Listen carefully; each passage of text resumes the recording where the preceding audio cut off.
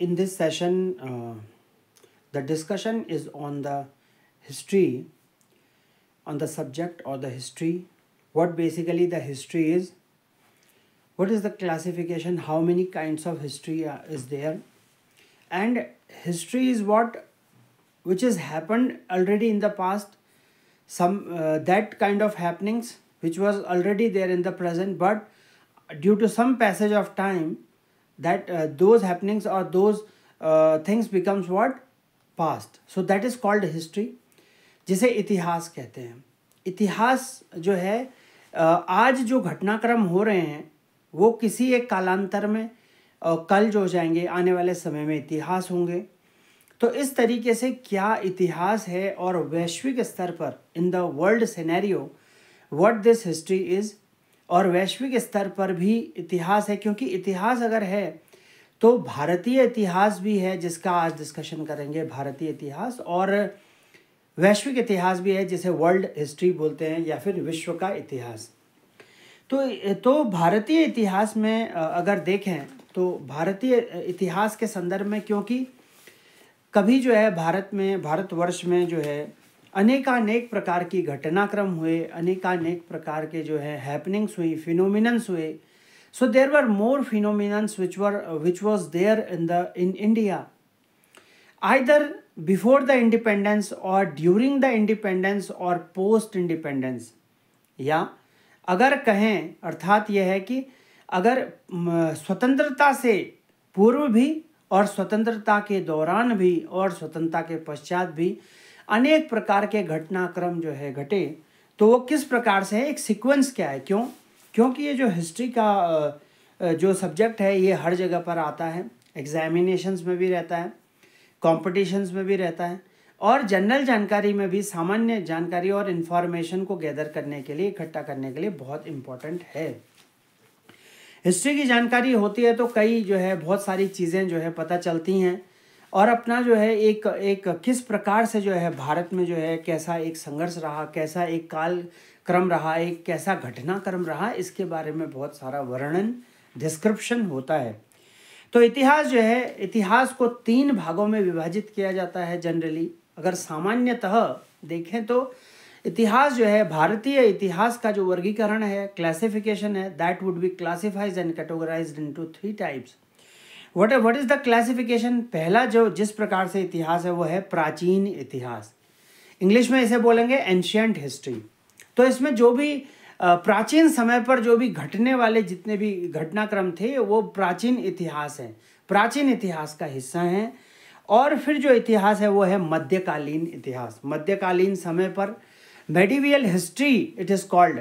तो medieval history कहते हैं मध्यकालीन इतिहास को. और जो इतिहास जो नया है, नवीन है और नया है बिल्कुल, तो नूतन है, तो उस इतिहास को बोलते हैं आधुनिक इतिहास.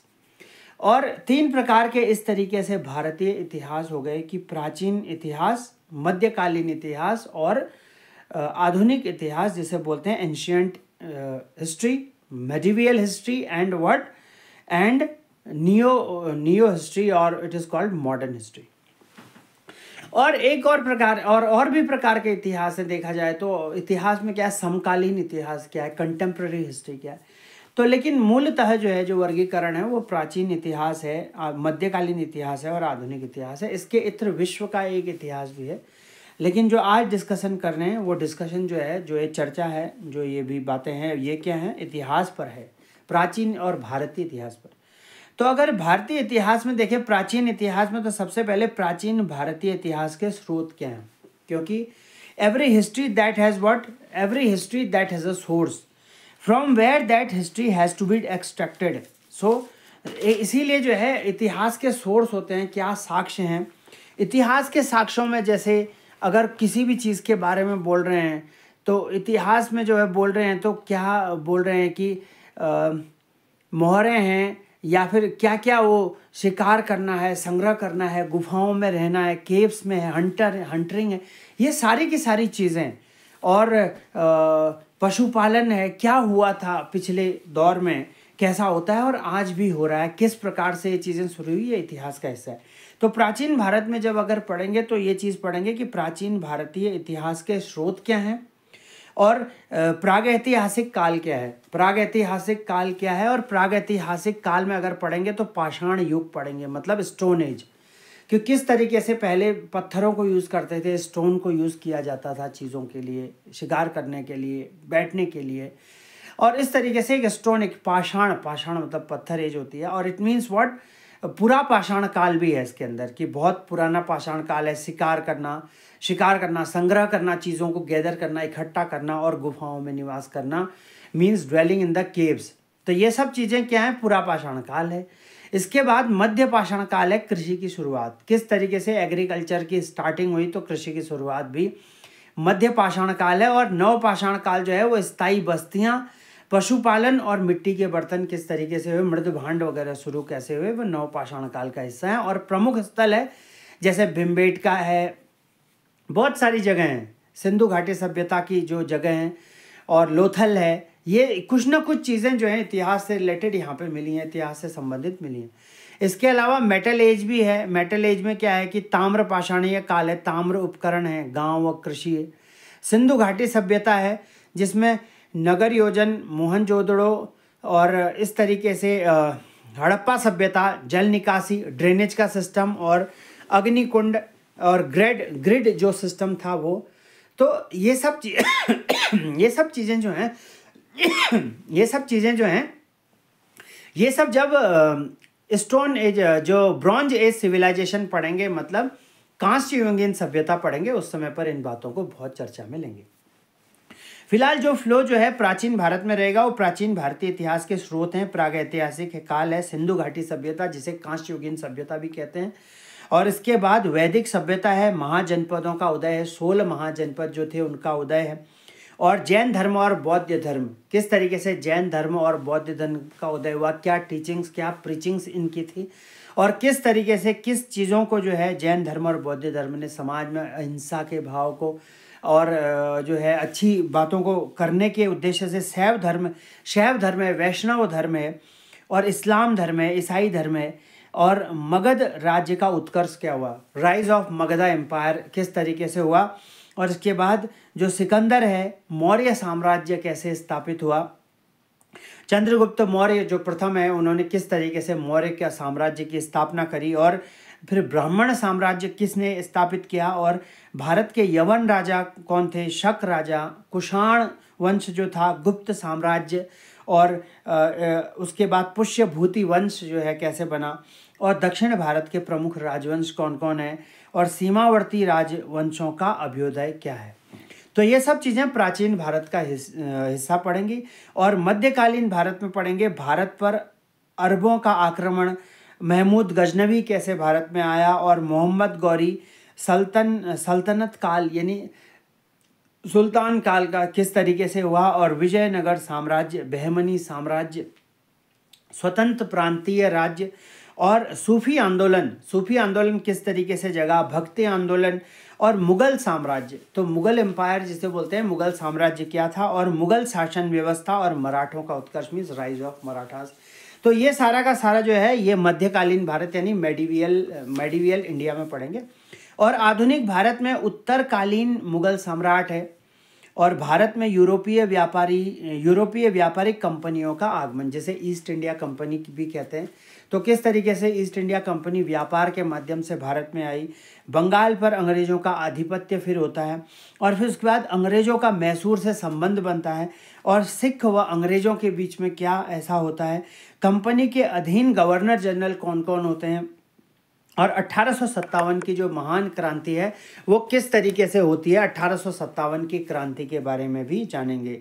और उसके बाद अंग्रेजी शासन के दौरान हुए महत्वपूर्ण विद्रोह, तो अंग्रेजी शासन क्योंकि काफ़ी क्रूर था तत्समय पर, जो थी गुलामी थी, कॉलोनियलिज्म था यानी उपनिवेशवाद, भारत एक उपनिवेश था तो प्रयोग की वस्तु थी, जो है यूज़ की जाती थी, संसाधन यूज़ किए जाते थे, शोषण भी था। तो इस तरीके से एक विद्रोह हुए, बार बार विद्रोह घटित हुए क्योंकि स्वतंत्रता को लेना था। इसके बाद भारत का स्वतंत्रता संघर्ष शुरू होता है और भारत के स्वतंत्रता संघर्ष में बहुत सारे महत्वपूर्ण तथ्य हैं जो कि भारतीय राष्ट्रीय आंदोलन से संबंधित महत्वपूर्ण संगठन व संस्थाएं हैं और भारतीय राष्ट्रीय आंदोलन से संबंधित महत्वपूर्ण तथ्य हैं और भारत के महान शहीद, कौन कौन महान शहीद हुए भारत में वह, और कौन कौन स्वतंत्रता संग्राम जो है में प्रेरित व्यक्तित्व हैं, तो इनके बारे में पढ़ेंगे, देखेंगे। भारतीय स्वतंत्रता आंदोलन के दौरान दिए गए कुछ वचन एवं नारे, जैसे करो या मरो, तुम मुझे खून दो मैं तुम्हें आज़ादी दूंगा। तो इस तरीके के जो नारे थे और स्वतंत्रता आंदोलन से संबंधित प्रकाशित पत्र और स्वतंत्रता संबंधित, क्योंकि पत्रकारिता का क्या इतिहास था स्वतंत्रता संग्राम के समय पर, क्योंकि स्वतंत्रता से पत्रकारिता से एक जागरण होता था। तो पत्रकारिता का विषय भी यही है ना कि एक सत्य का जागरण हो, सही चीज़ों का जागरण हो, अच्छाई के लिए प्रेरित हो। तो क्या था स्वतंत्रता समय में, और पत्र पत्रिकाएं पुस्तकें कौन कौन निकली, किन्होंने अपनी पूरी ज़िंदगी इनमें लगा दी, और कांग्रेस अधिवेशन कब और कहाँ कहाँ हुए, और इस तरीके कांग्रेस का गठन कब हुआ, और इस तरीके से जो है भारत की ऐतिहासिक लड़ाइयाँ कौन कौन थी, जो संग्राम हुए, भारत के जो ऐतिहासिक संग्राम थे वो कौन कौन थे, और प्रमुख राजवंश और संस्थापक व राजधानियाँ क्या क्या हैं। तो इसमें जो है जिस तरीके से देखेंगे कि this all comes under what, ancient India in which Harappan और Indian civilization we will discuss, and Vedic cultures and Mahajanpada periods and religious movements like Jainism, Buddhism, Saivism, and Vaishnavism and Islam. So these are the religions in which comes under the religious moments and arising, and which gives what a part to the society that what they need to do, what actually person has to do best.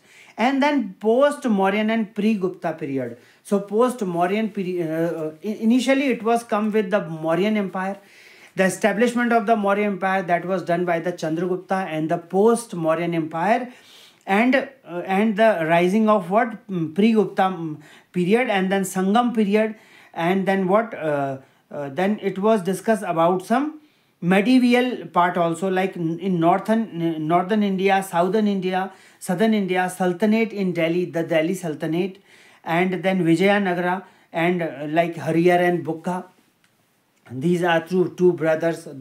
These Harihar and Bukka were the two brothers who established and the kingdoms in the south, and religious movements, Bhakti movements, Sufi movements, Mughal Empire, Mughal period, and Maratha state and Maratha confederacy, and the advent of the Europe and the freedom struggle of the Europe. Then the discussion will go with the modern India, like expansion of British power, and the context in the Bengal, Mysore, Punjab, etc. Economic impact of British rule, because क्योंकि इसमें क्या था कि जो आर्थिक नीतियाँ जो है अंग्रेजी शासन की, वो क्या भारतीयों की दृष्टि में है, क्योंकि उन्होंने जो है आर्थिक जो गतिविधियाँ हुई थी, जैसे नील विद्रोह हुआ, संथाल विद्रोह हुआ, बहुत सारे ऐसे हुए, क्योंकि संथाल विद्रोह तो सन्यासियों का विद्रोह था और एक आदिवासियों का विद्रोह था। तो किस तरीके से जो है एक स्वतंत्रता की लहर में एक जो है अद्भुत पराक्रम में और रण कौशल से उतर पड़े थे सभी, क्योंकि जो है एक इंडिपेंडेंस, एक स्वतंत्रता को प्रकट करना था।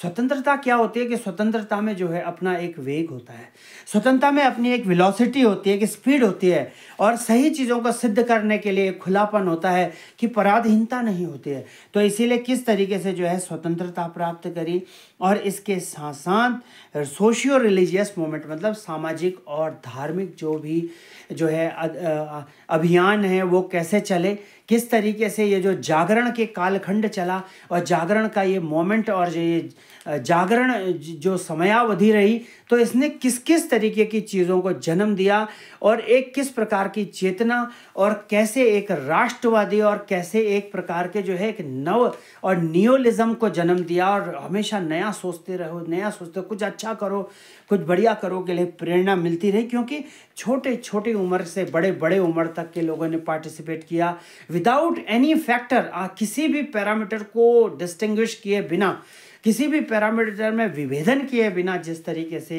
बस एक स्वतंत्रता को का प्राकट्य जो है करवाना था और उसको रियलाइज़ करना था और उसमें जीना था, जिसमें आज भी जी रहे हैं। तो इसीलिए उसको आगे बढ़ाने की लीगेसी के लिए इतना डिस्कशन भी होता है।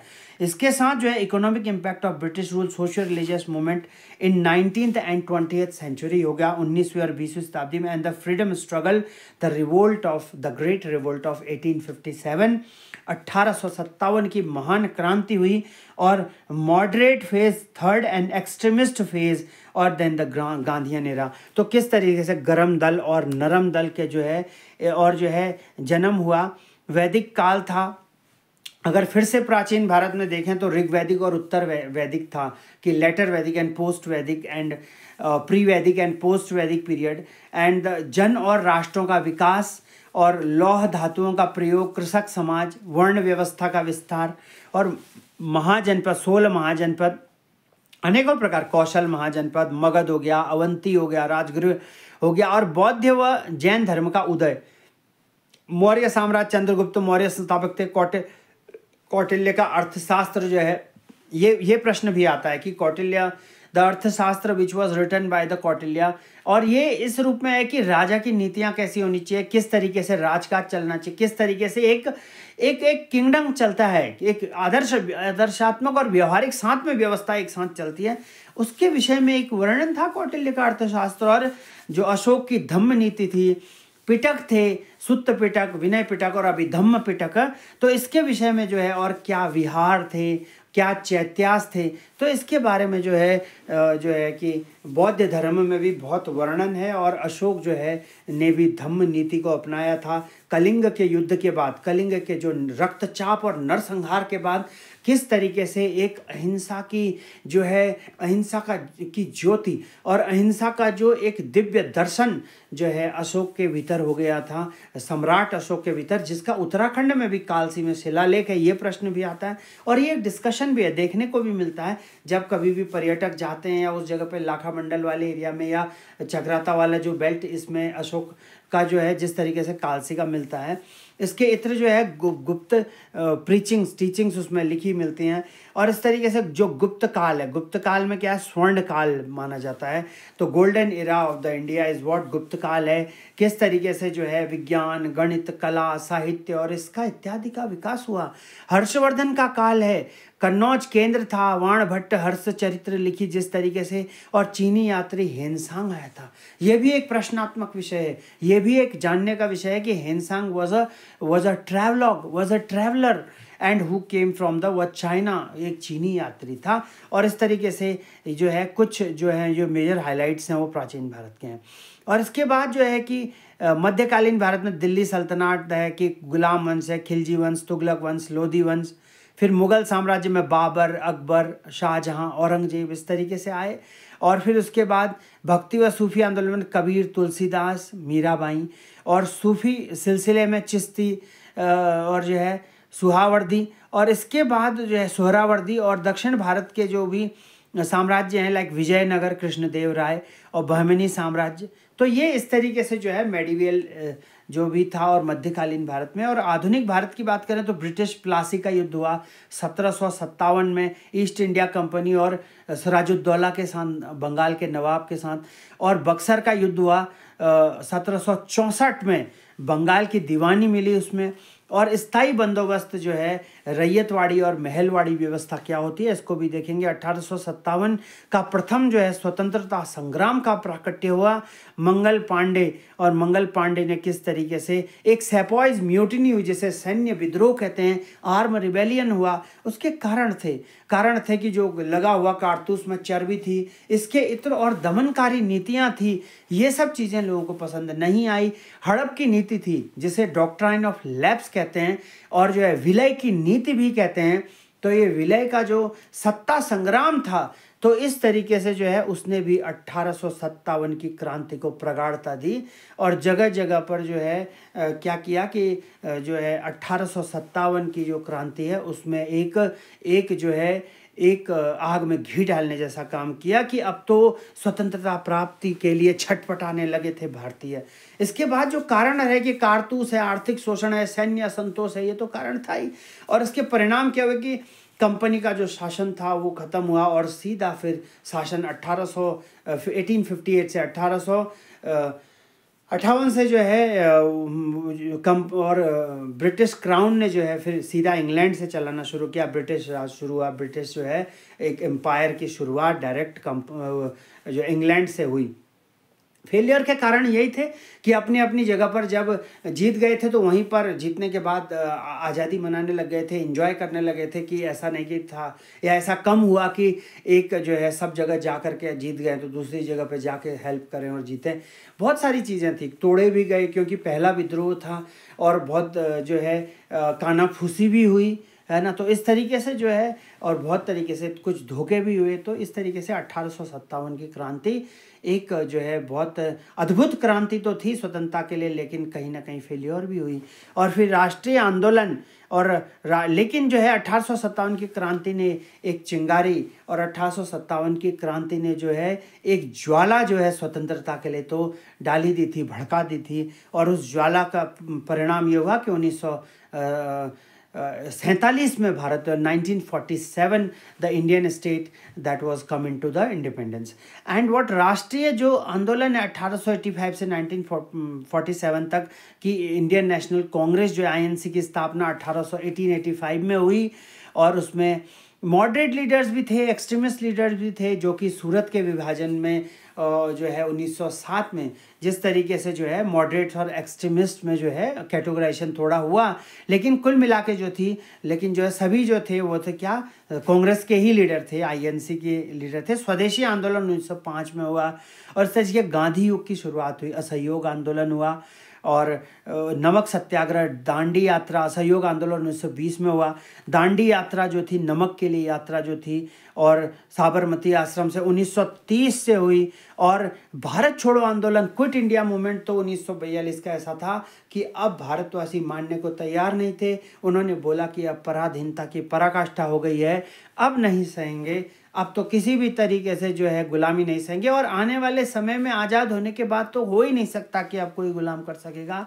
ऐसा मान मनोबल जो है भारत छोड़ो आंदोलन में 1942 में तब समय पर आ गया था, गांधी के युग में। इसके बाद नेहरू, पटेल, सुभाष चंद्र बोस ने जिस तरीके से फॉरवर्ड ब्लॉक की स्थापना करी और सुभाष चंद्र बोस ने और यूनिफिकेशन किया इंटरनेशनली, तो ये भी जो है बहुत है कि नेहरू जो थे और देश के पहले प्रधानमंत्री, और पटेल जो सरदार पटेल ने किस तरीके से सारी देशी रियासतों को एकीकरण करने का कार्य किया था। तो जूनागढ़ की रियासत हो, चाहे हैदराबाद की हो, और जो कश्मीर की जो रियासत थी वो तो डॉक्ट्राइन ऑफ जो ये इंस्ट्रूमेंट एनेक्सेशन ऑफ इंस्ट्रूमेंट से तो विलय हुई थी। उन्हें ज़रूरत भी थी क्योंकि उनके ऊपर अटैक हो रहा था, वहाँ पे अटैक हुआ था, तो स्वाभाविक सी बात थी कि भारत में जो है आके मिले थे। अब लंबे समय तक रहे तो अकाट्य हिस्सा भारत का रहे, अब तो है। और तब इस तरीके से जो है एक बहुत लंबे समय बाद एक यूनिटी और इस तरीके से जो है पूरे भारत में एक रूपता और एकीकृतता, यूनिफिकेशन तब हुआ, न जाने कितने। और फिर उसके बाद भारत का विभाजन व स्वतंत्रता 1947 में हुई। भारत पाकिस्तान का विभाजन हुआ और ये दिन भी देखा गया कि भारत बांग्लादेश का विभाजन हुआ, भारत पाकिस्तान का विभाजन हुआ। और ठीक इस तरीके से फिर संविधान निर्माण का कार्य भी जो है मींस कॉन्स्टिट्यूशन फॉर्मेशन का कार्य, और फिर उसके बाद फ्रेमिंग और इम्प्लीमेंटेशन का काम भी हुआ। और फिर उसके बाद आज तक जो है अब कॉन्स्टिट्यूशन से चलता है। इसीलिए कोई भी चीज़ें जो है जो भी एबनॉर्मल होती हैं, नहीं ठीक होती हैं, उसके लिए अब अपराइजिंग होती है। आजकल कितनी ज़्यादा इस तरीके की अपराइजिंग देखने को मिल रही हैं।